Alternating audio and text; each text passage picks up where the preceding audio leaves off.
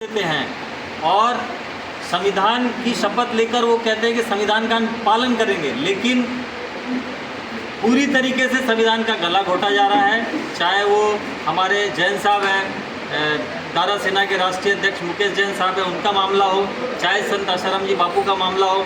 संत आसाराम जी बापू के मामले में जो लड़की है उसकी मेडिकल रिपोर्ट में ये साफ है कि लड़की जो है कुंवारी है। लड़की की मेडिकल रिपोर्ट को उस समय जब बापू की गिरफ्तारी हो रही थी उसके 8 दिन पहले बीजू जोसेफ कमिश्नर ने कहा था कि जो लड़की है उसकी मेडिकल रिपोर्ट में हाइमन इज़ इंटैक्ट, उसका कौमार्य सुरक्षित है और लड़की कुंवारी है, लड़की के ऊपर कोई स्क्रैच नहीं है।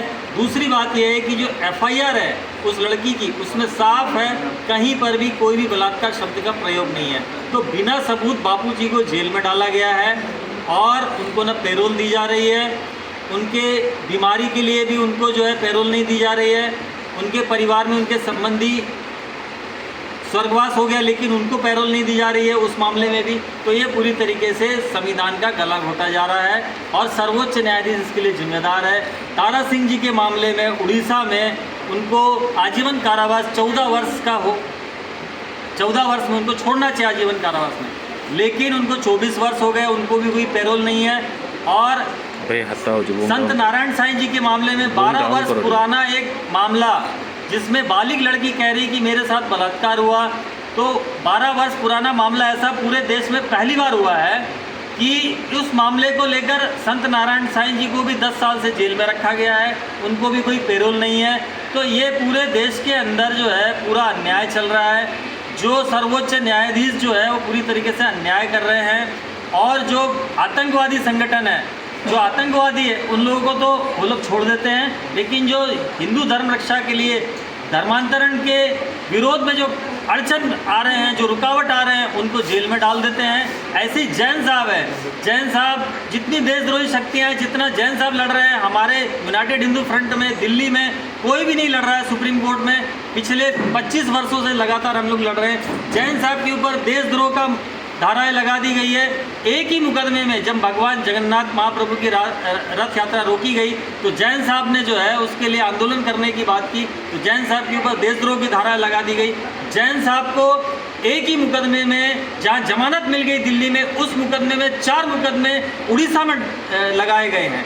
तो ये जो दीपक मिश्रा के जो रिलेटिव है पुलिस अधिकारी, उनके द्वारा ये पूरी तरीके से फैब्रिकेटेड केस लगाया गया है, झूठे केस लगाए गए। संविधान का गला घोटने के केस कौन है जी? दीपक मिश्रा कौन है? दीपक मिश्रा सुप्रीम कोर्ट के जो मुख्य न्यायाधीश थे, अच्छा, उनके रिलेटिव और चीफ जस्टिस सुधांशु मिश्रा यहाँ पर जो बालेश्वर के एसपी है थे। तो ये पूरी तरीके से अन्याय चल रहा है। ये एक तरीके से न्यायिक आतंकवाद है, ये जुडिशियल टेररिज्म जो पूरे हिंदुओं को, हिंदू संतों को, हिंदू जनता को समाप्त करने का एक कुचक्र चल रहा है। और आप देख रहे हैं किस तरीके से धर्मांतरण करने वाली शक्तियां जो है फल फूल रही है। रातों और दिन के लिए कोई कानून नहीं है। स्वामी लक्ष्मणानंद के लिए हम लोग ने लगातार प्रयास किया कि उनके जो भी उनके अपराधी है उनको कड़ा से कड़ा दंड मिला जाए, दंड दिया जाए। आरएसएस के जो 5 जन है उसमें भी ये कहा गया है कि वेटिकन से फतवा जारी हुआ, वेटिकन से फतवा जारी हुआ पोप का, और उसके मीटिंग हुई, उसके बाद में स्वामी लक्ष्मणानंद की हत्या हुई यहाँ उड़ीसा में। तो ये पूरी तरीके से हिंदू संगठन ये पूरी मांग कर रहे हैं, लेकिन सर्वोच्च न्यायालय जो है, सर्वोच्च न्यायाधीश जो है, ये पूरी तरह आतंकवादियों के साथ है और हिंदू संतों को जेल में डालकर ये पूरी तरीके से हिंदू जनता को समाप्त करना चाहता है। हिंदू संस्थाओं को, हिंदू आस्था को पूरी तरीके से नष्ट करने के लिए लोग कार्य कर रहे हैं। हम इसका विरोध करते हैं और दारा सिंह जी की रिहाई के लिए यहाँ पर दारा सेना और भी हिंदू संगठन मिलकर हम लोग दिल्ली में भी आंदोलन करेंगे और उड़ीसा में भी आंदोलन करेंगे। इसके लिए आपने सरकार से कोई बात की? अभी नया सरकार आया है, सरकार से बातचीत चल रही है। हम जो मुख्यमंत्री मोहन चरण साहब उनसे मिले थे, अभी पीछे दिल्ली आए थे वो, और एक कनकवर्धन सिंह देव है, इनसे मिले थे। उन्होंने कहा था कि वो कहते कि हम सक्रिय हैं। मतलब उन्होंने कहा था कि इस मामले में जो जगदीप धनखड़ उपराष्ट्रपति कनकवर्धन सिंह देव ने कहा कि हम उनसे मुलाकात की है और हमने दारा सिंह की रिहाई की मांग की है और ज्ञापन भी दिया हमने। अभी 1 सितंबर को यहाँ पर दिल्ली में प्रदर्शन हुआ, प्रदर्शन में ज्ञापन भी दिया गया था मोहन चरण मांझी जी को, उसकी एक्नॉलेजमेंट भी आई हमारे पास।